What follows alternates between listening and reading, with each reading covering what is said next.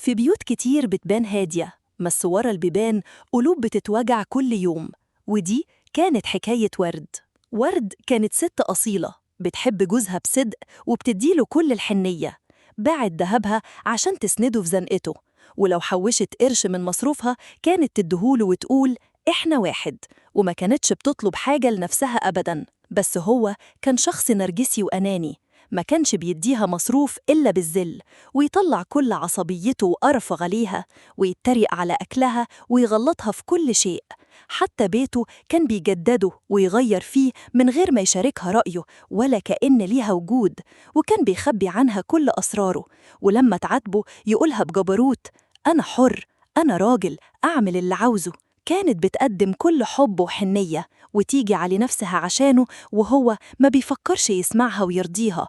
لو عتبته أو اشتكت يمد إيده عليها ويغلط فيها ويكسر خاطرها قدام كل قرايبهم. ورد نامت مقهورة ليالي كتير لحد ما جالها تعب أعصاب ومرض شديد من كتر الزعل. وردة البيت دبلت وفي عز تعبها وهي بين إيدين ربنا طلقها بكل قسوة وجحود.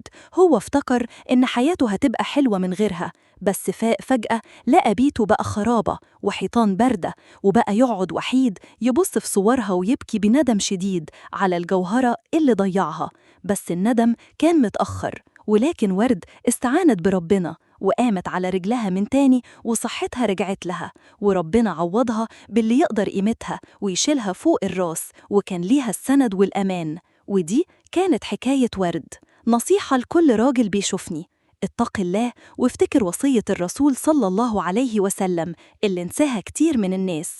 نبينا قال: استوصوا بالنساء خيراً، وقال: رفقاً بالقوارير. ده أمر نبوي إنك تصونها مش تكسرها وتذلها وتطلع قرفك عليها وتضربها وتهين فيها وفي كرامتها. الرجولة احتواء مش إهانة وزعيق وضرب.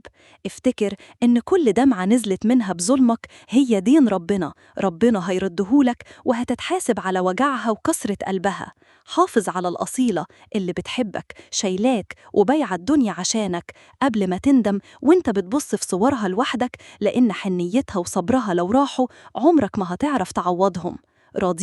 راضيها واجبر خاطرها بكلمة حلوة وفرحها، هتديك عينها وتشيلك فوق راسها العمر كله. شاركوا الفيديو ده فوراً عشان نفكر كل راجل بالوصية دي، ويمكن نلحق بيت قبل ما يتخرب. وما تنسوش تشتركوا في حكايات شيري المنوعة، وصلوا على النبي في التعليقات. أشوفكم على خير في حكاية جديدة. بحبكم في الله. في بيوت كتير بتبان هادية، بس ورا البيبان قلوب بتتوجع